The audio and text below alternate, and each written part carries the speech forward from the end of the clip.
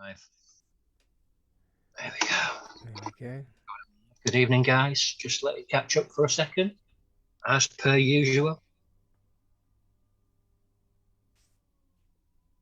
There we go. We are live for the second time in 2 days. For a special, episode of Live and Undrugged with. Oh, sorry, I've got. Chesney Hawkes. Turning yours off. Sorry, it came through. I was watching the live stream as well, and the audio suddenly started coming through, so I've turned that off. Welcome, mate. Welcome. Thank you so much for coming on. It's an absolute pleasure to have you here. Oh, it's my pleasure, Jack. I'm really pleased to be here. Really am. Fantastic. It was really great because I never expect you put out these things on Twitter, and you were talking about Buddy's song, which is obviously, I feel it's something that connects us, and I made a little plea, and then it all resulted in this, which is fantastic. Yeah, the beauty of social media, eh? Yeah. One of the good things. I love Twitter. Let's get this shared. I did promise I would share it to the Chesney Hawkes official fan club on okay. Yeah, that sounds good. So let's just get that shared, and then we'll get started in a few seconds. Okay. Here we go, and then to a group. I usually have people that can do this for me at times, but I'm still learning to get it down to a fine. You're doing great, man. I love it. You're doing better than I've done, for sure. I've had a bit of practice for 3 years. Yeah, so I haven't done a live stream since COVID, to be honest. That was my big live streaming period. Same is where I started in October 21 during the second lockdown. Yeah. Suffered really badly with depression, and my mate said, interview me. So we started it, as I was saying. This is your friend, the hostage negotiator. The hostage and barricade negotiator, Mr. Jason Edwards. He was my first ever guest. But I kind of launched him into his career. He came around to visit me on the request of a friend. I was suffering from really bad nerves. I was performing on the folk circuit around Norwich, and he came just to speak to me and help me work with my nerves. And then he kind of hypnotized me, and then decided he was going to become a hypnotherapist, and he got into hostage negotiation, and he qualified in that, and so we kind of on par for both our careers. I see. You're kind of symbiotic in a way. There was a meeting of minds, and then it all exploded out into the universe. I love it. Yeah.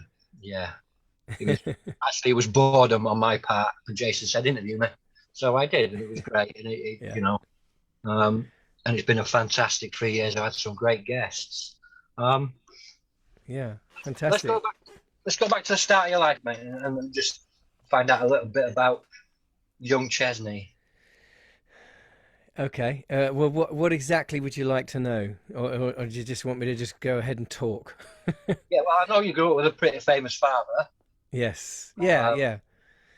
Our household was quite rock and roll. My dad's mates were all 60s superstars, So we grew up with guitars propped up in every corner, and my brother and sister and I, all of Mum and Dad's friends were in entertainment in one way or another, So the three of us were never going to be accountants. So.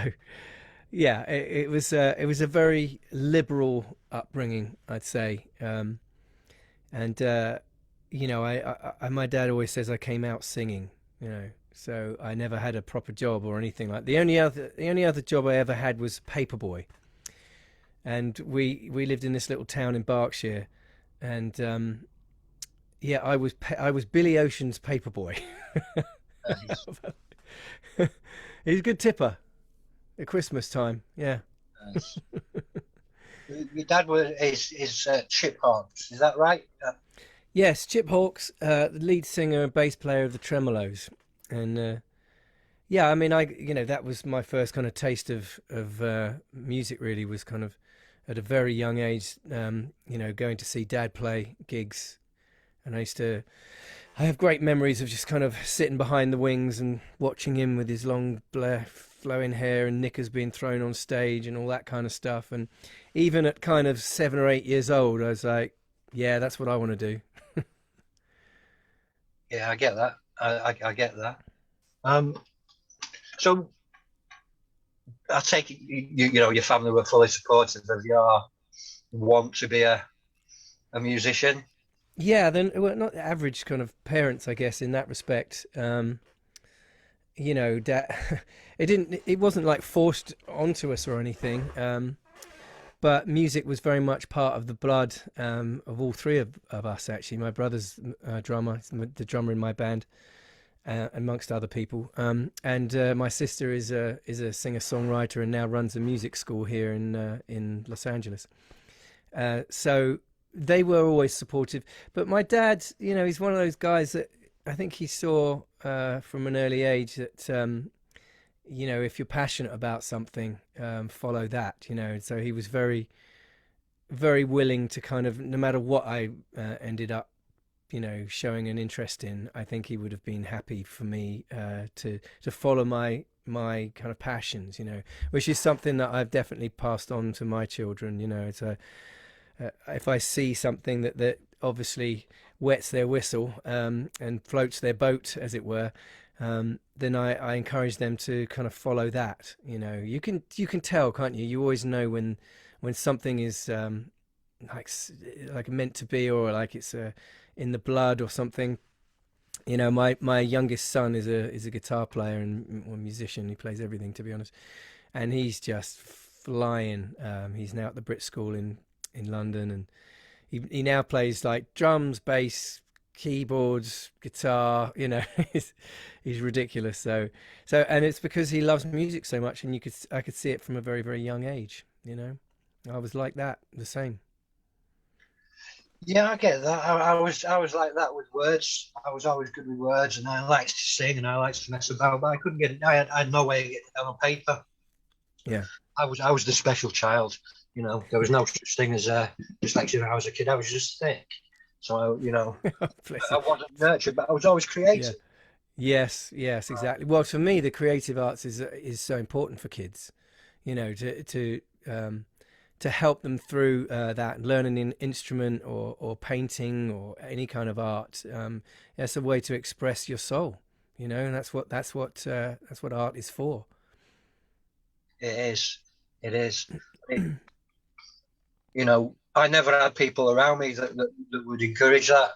Mm. I had a guy, my best friend, who was like a big brother to me. He used to take me to these poetry slams, these spoken word evenings, where I would perform some of my poetry. But he passed away back in '99, and I kind of gave up on it for a long, long time. It took 20 odd years to write my first book.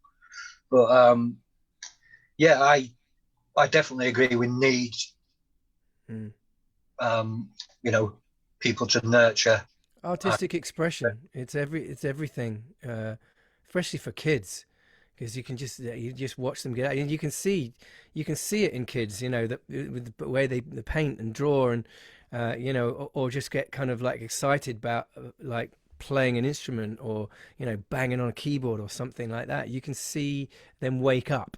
And honestly, I think that it's something that unfortunately the people in charge, government, politicians, whatever, mainly are not really from that world, that creative world. So they don't really understand it, and so I think a lot of the initiatives to help kids in schools with music and art is everything's getting cut, and it's really sad to see, because that is the way to wake a child's mind up. It's imagination is all it's all integral with with creation, and the kind of helping a child's mind kind of grow. It's so important, and unfortunately I think that most of the people in charge don't understand it. You know, I mean, we understand it, don't we? Because we are creative people and we see it, you know, and I see it in my kids, and I know it from myself. But you know, a child with a creative output is always going to be a happy child. Yeah, I agree with that. I agree with that, especially one that's nurtured. We're quite lucky where we are because the schools nurture creative spirit here. Mm. We're about 9 miles outside Norwich. Who Yeah, are absolutely massive in you know, we've got the garage and we've got the Pauline Quirk Academy. yeah, Uh, we've you know got quite a few people that are sort of nurturing creativity in some of the. yeah. There's some great dance schools around that area as well. I know I've done a couple of things. I love that part of the world, by the way. It's a beautiful part of the world.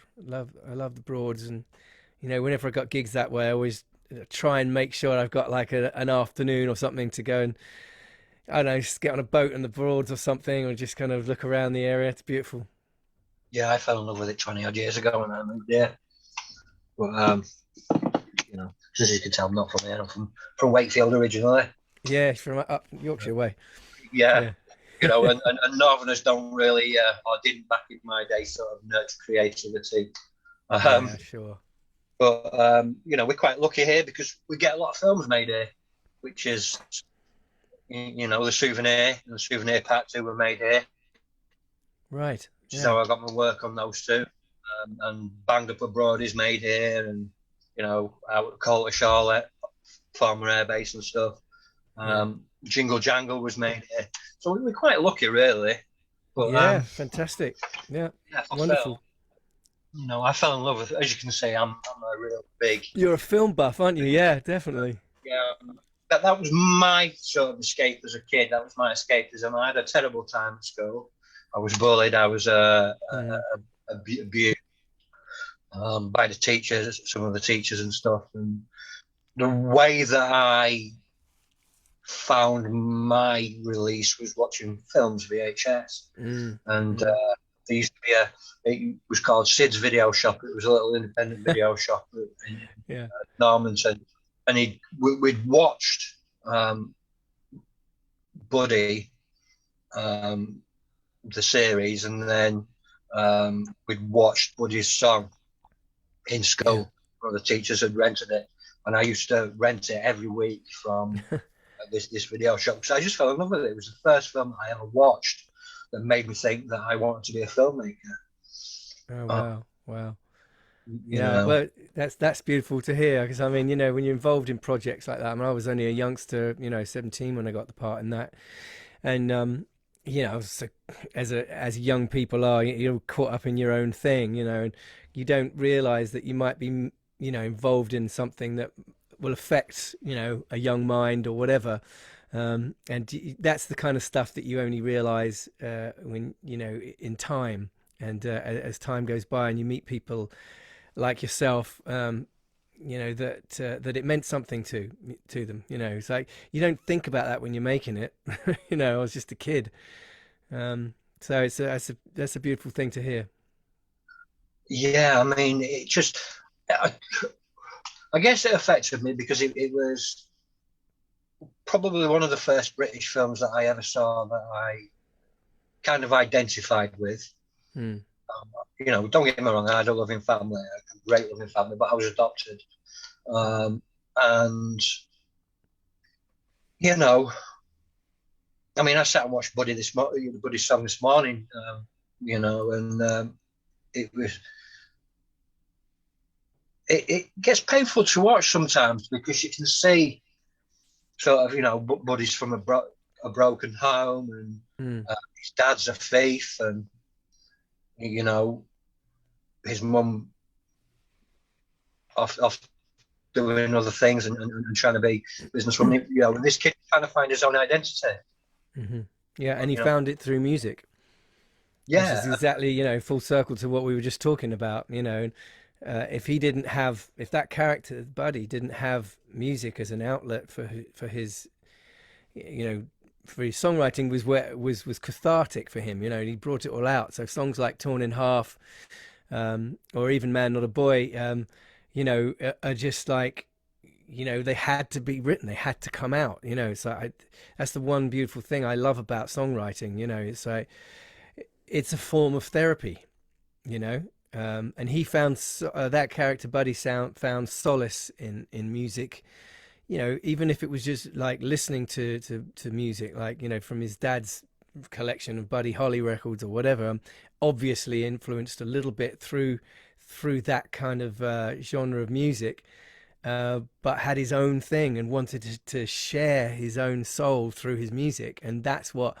you know, keeps you going, keeps you out, you know, off the streets, keeps you off the drugs or whatever it is that you find as a vice, you know.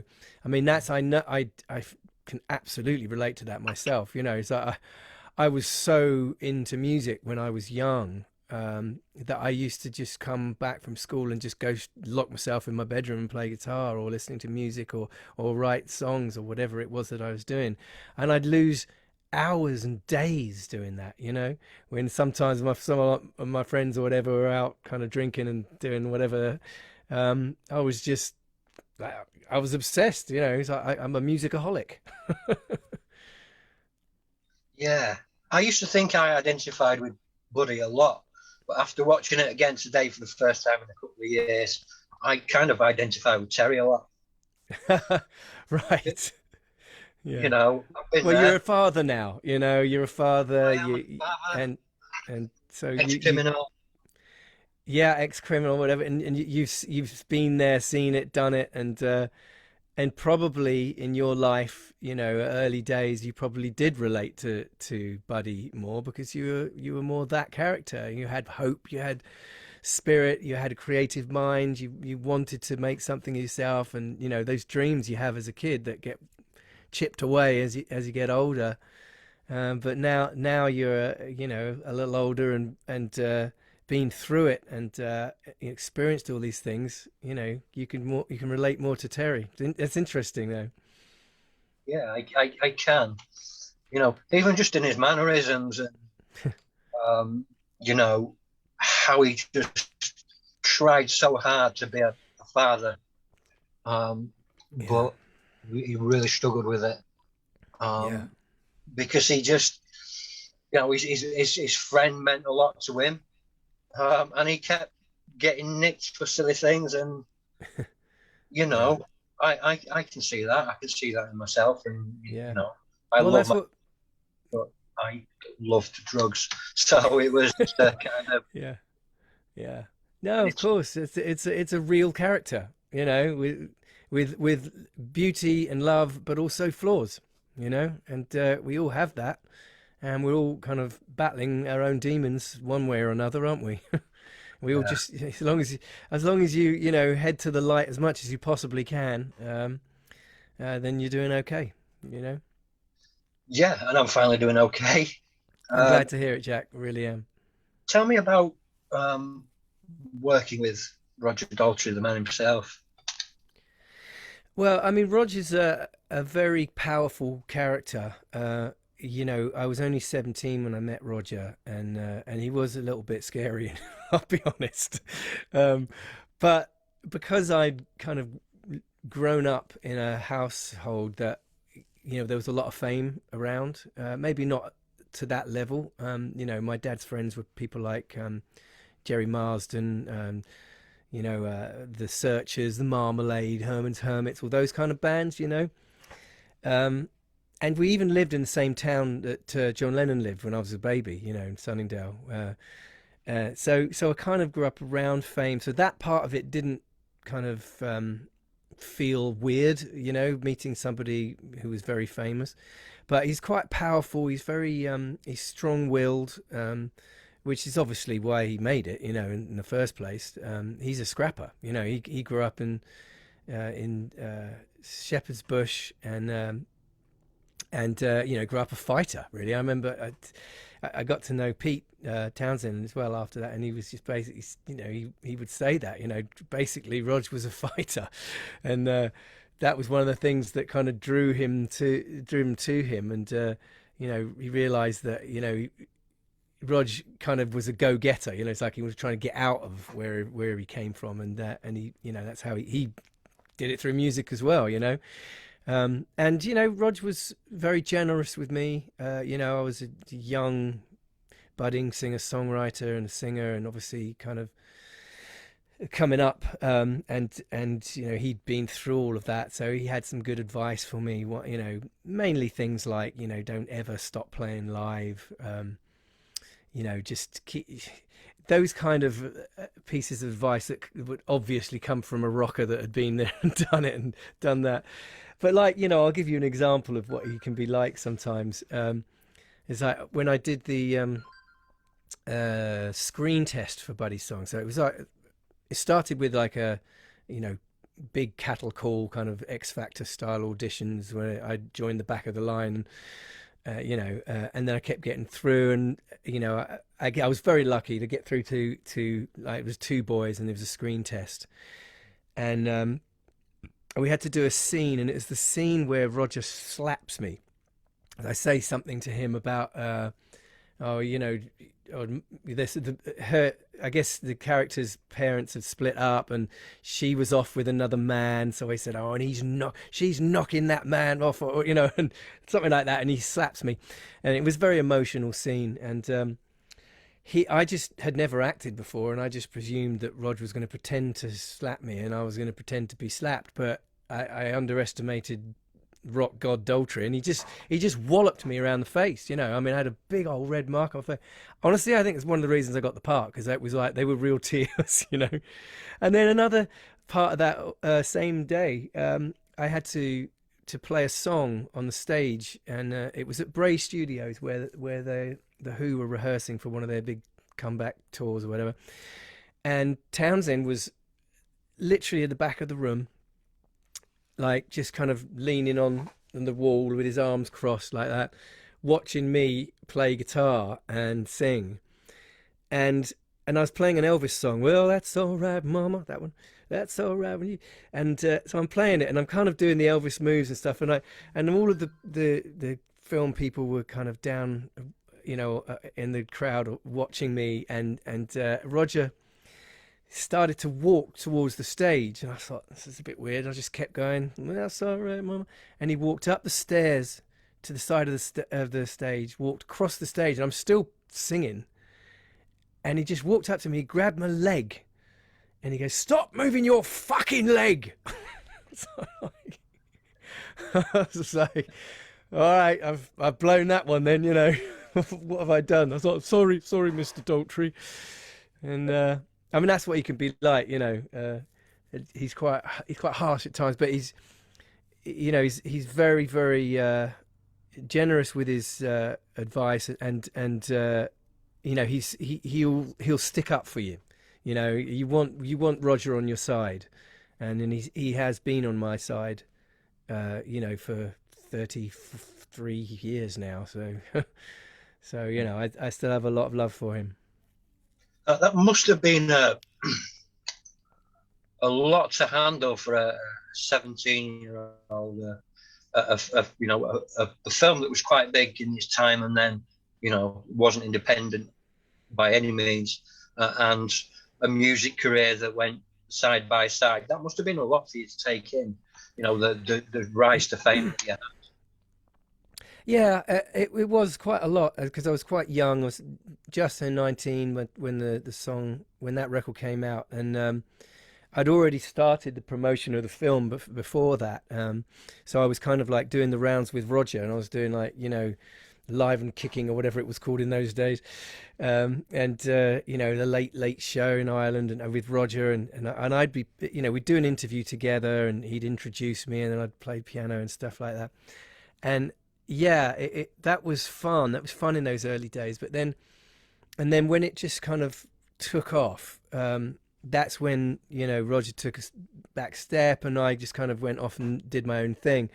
And it was like being in the eye of a storm in a way. You know, I didn't really know my arse from my elbow. I didn't know, you know, every day was like a crazy adventure. I mean, great fun times and everything, and I got to travel the world, and, you know, headline arenas around the world and stuff like that, and that was phenomenal. But what happens is you lose your your life that you had before. It just kind of, I don't know, goes off into the sunset in a way. Your life is not your own anymore. I don't think I made a kind of life decision, like a normal life decision in those 2 years, even as much as like, what I'm going to pack to go on tour or whatever. It's just, people just take over, Yeah. and so I feel like, and when I look back on it now, I kind of put my career and life in the hands of other people that maybe didn't really have my best interests at heart, but I didn't know that at the time. So you live and learn.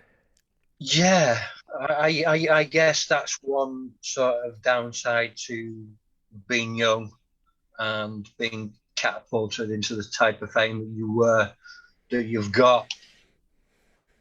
Sort of not just hangers on, but you've got people that are trying to make money from you. Yeah, I was like merchandise. Yeah, I was the cash cow for a while. And yeah, I mean, you say hangers on, there were hangers on, because there was money. I'd always pick up the bill, and there were sycophants around. And yeah, it's weird. It's a very unnatural state, fame. It's a very weird thing to go through, and there's only, it's kind of a weird club to be in, to be a member of, and you only really know what it's like, and if you've had a little bit of that, so it's kind of why you end up being friends with other famous people. It's like I was hanging out with Robbie Williams the other day, because I've known Robbie for years, and we were talking about that, like being in the famous club, how people don't really understand what it's like, because every people that you meet, there's some lovely people out there that just want to, come up and say hello, and it's lovely, and I'm a real people person, and I love meeting people. But then you get the odd idiot who'll just come up and just grab you by the neck and just think that you're like, I don't know, part of his property or something, and I guess the underlying kind of subtext to that is, well, you chose to be famous, so what do you think's going to happen? It's like, well, I didn't think that I was going to be manhandled without being, asked or whatever, but it's a very odd thing. It's like people. The other thing that happens is that people think they know you, like really know you, and they just. It can be kind of space invadey a little bit. And as I said before, I'm a very nice kind of good guy. And I like meeting people.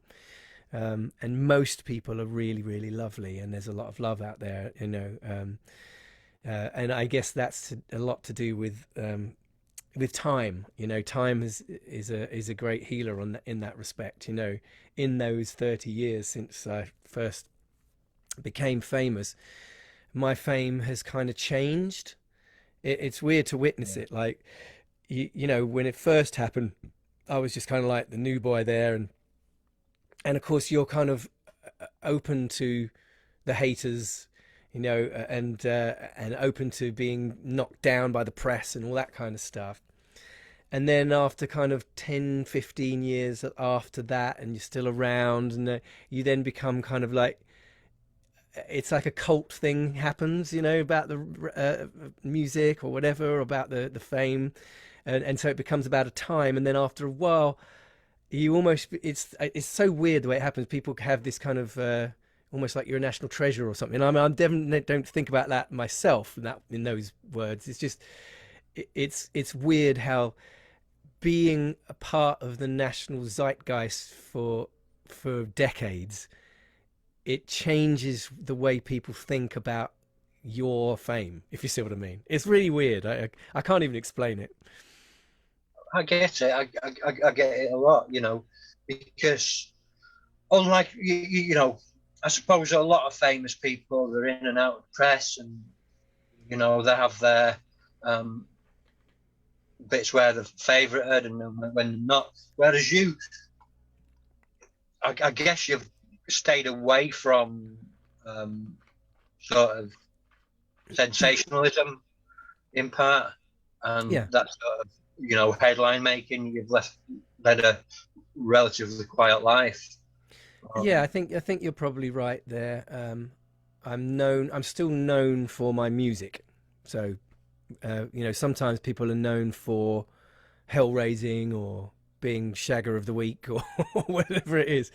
Um, I'm still known for that period. I mean, it's weird because I'm kind of defined by a 6 month period when I was 19 years old, and a lot of people define me by that, which is also a little bit odd, because obviously I'm a human being, and we all have a rich tapestry that we weave through our life, and I'm obviously more than that record, but it happens, and I'm not at all. I know probably sounds like I'm a bit bitter about it. I'm not at all. I'm really not. I understand why people, have those thoughts about me, and it's just nice to be able to talk about other sides to me, and other parts of my life. Some people I meet people sometimes when they'll say like, what do you mean you've got kids? I'm like, yeah, I'm a 51-year-old man. That's kind of what happens, They're like, but I still see you as that young floppy haired boy. I'm like, yeah, I was that. It's like, it's kind of crazy how people just only remember you for that one thing, and there's no way I could have had a life after that. I do get that. I do get it. But I did. I occasionally get recognised for doing the souvenir, which is great. It's nice, and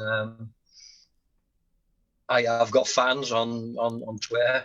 Of course you have, yeah. That's weird for me having fans on Twitter and Facebook, and then I've got people that recognise me from my books. I'm open to a lot of travelling. Because of the subject matter of the books that I write. I don't write nice, fluffy books. I write books about injustice, like escaping human trafficking, and my latest one is about escaping domestic violence and highlighting those stories and giving a voice to those people. But I get trolls. I suppose you've had your odd Twitter troll. It's not exactly the nicest.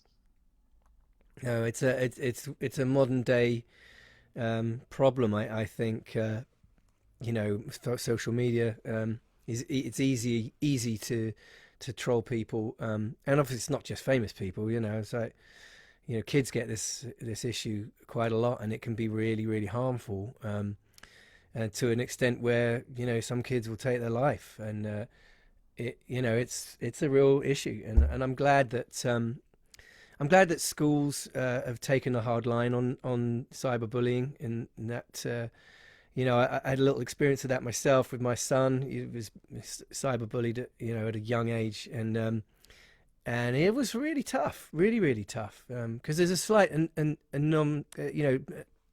these kids are anonymous. Really, it's just it's easy to make a social media handle and just kind of without any real name behind it, so you can be as mean as you possibly want without any repercussions. So yeah, I feel like it is an issue. I mean, you are open to it if you're famous for obvious reasons, but it is a problem all over, especially for children, vulnerable kids that are susceptible to just kind of believing these things, and it can be. I feel like it's an issue that needs to be very much in the forefront in media, because it can cause all sorts of problems, in a child's life, now when they're kids, and also later on when they have to kind of deal with the kind of mental scars that they have left over from it in later life. It's hurtful. It is. It's really hurtful and unjustified. But I think if you're like me, you have to learn to sort of push that off. It used to really hurt at the start when I guess it's I mean, I know you live in LA, and you know, it must be such a culture difference to go, you know, for our kids growing up in LA and growing up in Britain. It must be such a different sort of mind-blowing experience, really. Yeah, it is very different. That is for sure. I mean, the great thing with my kids is they grew up early days in the UK and had that kind of British way about them. You know, they kind of like have great sense of humor. They don't mind kind of taking the piss a little bit here and there, and you know, a little bit of banter and which they got from me and my lovely wife. And obviously all their family and everything else. So when they came here, they were a little different, you know. They were, and that caused a little bit of an issue at times. But you know, I honestly I think that if kids have a loving, stable, you know, nurturing relationship with their family, then they've then half the battle is won, you know. I'm sure you probably will appreciate that and agree with me on that one. Yeah, I think we have to take a different approach in raising our kids than certainly how I was raised. You know, I was raised by a hairy ass Yorkshireman, so, you know, a railwayman, ex-miner. So, Yeah, you know, I know the sort of, you know, that sort of discipline. yeah, But it's just the world today. It's a scary place. You know, I'm not a yeah, soft fella. I used to yeah, fight people for a living. I'm not a soft fella, but yeah, yeah. it scares me out there because you know, we've got high knife crime. Hmm. Uh, you know, lots of murders, and it's so scary out. It's so different. It's not Yeah. how it used to be. Um, I agree. I worry about my boy. He only just turned 17. He's living in London, you know, and he's running around the trains and just kind of living his life and you know, as you said, it's a dangerous place out there. And you know, he's told me about a couple of almost fights that he's got into. Some kid, like, you know, picking on a girl, and of course he's, you know, a chivalrous boy because he's lovely, and he's like, leave her alone, you know, and of course he starts pushing him around, and you just never know, do you? You just never know moments like that. Guys, yeah, it's scary out there, and you know, these kids have been through a lot, this generation. You know, you can't underestimate the gravity of COVID, for them either. You know, like, you know, my eldest, he's 21 now, but like he missed out on all of the kind of the, you know, things that kids of his age have, you know, go through without even thinking about it, like your prom and like your graduation and all that kind of stuff. He didn't get any of it, and they got none of it, you know. And then there's the younger generation that kind of, you know, had that kind of year and a half, almost 2 years without being at school, without being with other kids and learning to integrate and socially kind of be together, you know, and now they're having to figure that out. You know, it's a strange old world we're living in at the moment. it is, and you know, like I said, you know, my eldest is 17 in May. Yeah. Oh, and we've got another one that's 16 in May. Uh, you know, ranging from 17 down to 9. Yeah. Um, and the attitudes are just so different. Yeah. You know, especially around games like Fortnite, which is the bane of my life. Oh, I But know, mate. I know. Well, any kind of computer game stuff, because that's how they meet their friends. It's a very different world to what we grew up in. I mean, you're younger than me, but like, you know, it's like I met my friends at school, or I met them at the pub, or you know, out and about, face to face, as it were.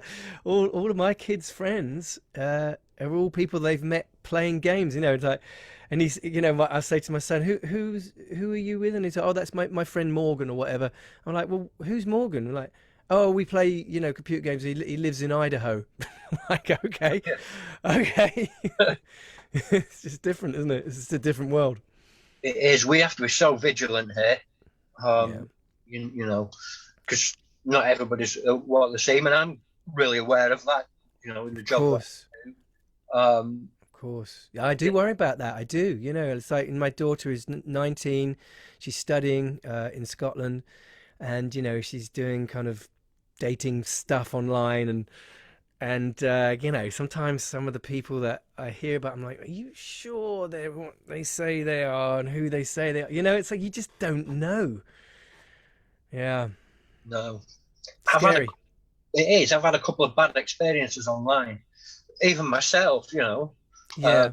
I outed or helped out a guy that was a child trafficker that Yeah. was on my Facebook, and he was trying to get into the British film industry. What And the hell? he got a job on quite a sort of major independent film here, Mm. set film, Yeah, yeah. and Film set. he got kicked off because people found out that he was this child trafficker. And the Mm. amount of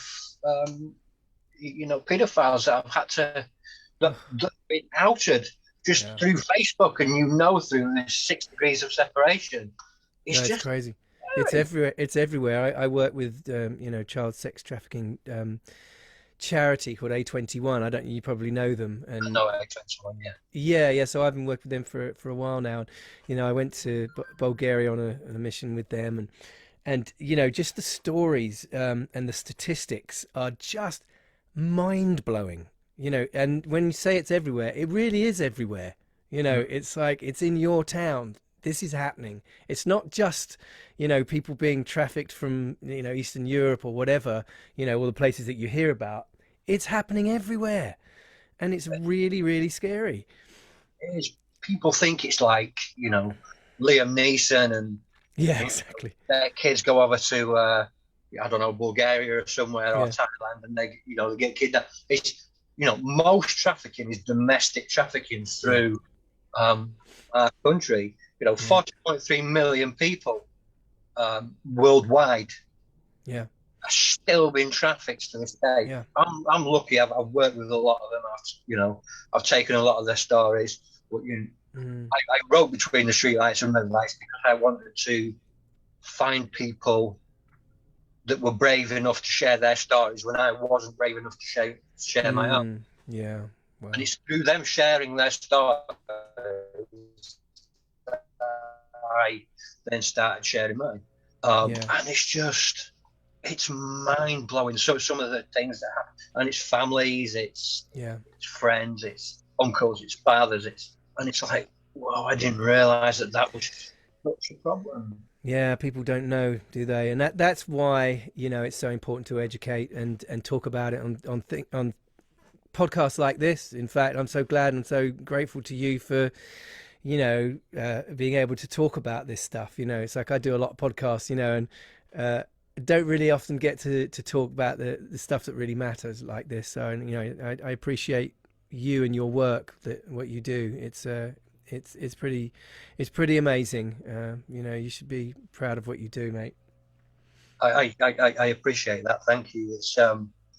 It's taken a long time to get here, and it's like I say, it's not always appreciated by other people. I've been threatened by traffickers. I've been threatened by people online. Yeah, You know, I've got a family. of Um, course. Yeah. I met my wife when I was homeless and addicted. I went to a food bank, and she was serving there. Oh God, that's an amazing story, Jack. She served me a cup of tea, a cup of coffee even, and she liked my Doctor Who T-shirt. We got talking, and she showed me so much kindness. Took me out for a meal, bought me sandwiches, bought me tobacco, helped me buy electric for a place that I was staying at on and off. Yeah, Um, and we got married in 2019. that's a beautiful story, man. I love that. She's often said she saw the person now. Mm. She Right, saw she who saw I am through it now, all and see what you were. what Yeah, I could be when yeah. even other people within that sort of church setting. Are you crazy? Yeah, Stay yeah. away from him. You don't want Yeah, to be in yeah, a yeah, yeah, yeah, exactly. He's a drug addict. He's homeless. What you doing? Yeah, yeah. yeah. It's all right to feed him, but um, Yes, but don't bring him in for God's sake. Exactly. Well, it's nice to be able to. So, I mean, the church that I'm involved in, we've got a food bank at our church, and we're building a shop that will be able to sell a vastly reduced rate of supermarkets. We live in an area, it's a really nice town, but unfortunately, due to austerity and the Conservative government, don't have a lot of money. People don't have a lot of money around here, so poverty. We're on the poverty line. And it's not good. I don't know what it was like in LA during the pandemic, but here, all the banks are now closing. We're losing another bank. We've lost about 6 or 7 shops in this past 2 years due to COVID. It's so hard. It was sad to see that happen, and that did happen. I think that happened world over. Obviously LA's a little bit of a bubble, but we live right in the center of LA, and I'm on Ventura Boulevard, which is kind of like, I don't know, the Oxford Street of LA, I guess, in a way. And just walking along there, there's all sorts of it's more of a kind of like boutique places, and that kind of thing, small family run places, like little shops and little restaurants and things like that. And walking up and down there during COVID, everything boarded up, and not a lot of them came back because what can you do? You can't carry on just hemorrhaging money. So a lot of these little businesses they just went. It's really sad. It is. I suppose LA is quite a high threshold of homelessness. Very much so. Los Angeles has become really, really like a real problem over here. It really has. And of course, it's one of those weird things where there's an elite here in Hollywood, that just kind of want to, I don't know, clean them out, as it were. They talk in those kind of terms.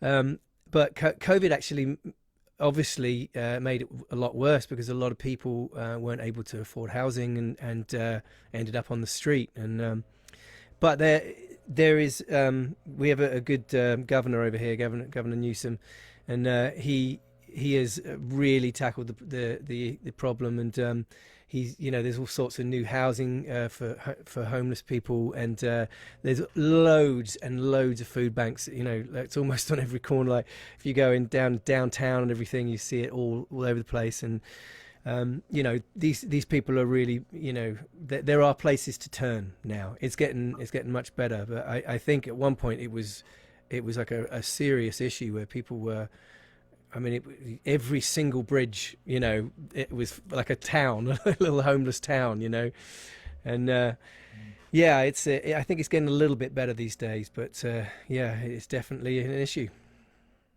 It is. I do know a few people over there that are part of the Bethel Church in Reading, and I do know that they do a lot on the streets, bringing food and stuff like that. But I don't really know about America what I've actually seen on sort of online and TV, and I think it's kind of a sort of a boxed view,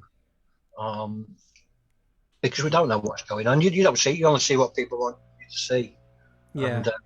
No, listen, it's the same the world over in a way that I think that communities will come together and help their fellow man. That happens everywhere. And, you only have to look for that. And, if you want to give back and you want to be part of a community that gives back to local,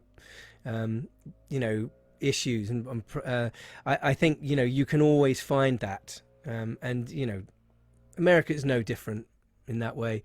And there are people over here that, like, my wife's from the Midwest, absolute salt of the earth. I would say that's kind of like equivalent to Yorkshire or something like that. You know what I mean? It's like, people really, really help each other out, and lovely people. Yeah, it's sort of like farms and families. That's nice to see. But you see it here, but you don't really see it in the cities, which is kind of sad. There is here. There's still that north and south divide as well. Of course. Yeah.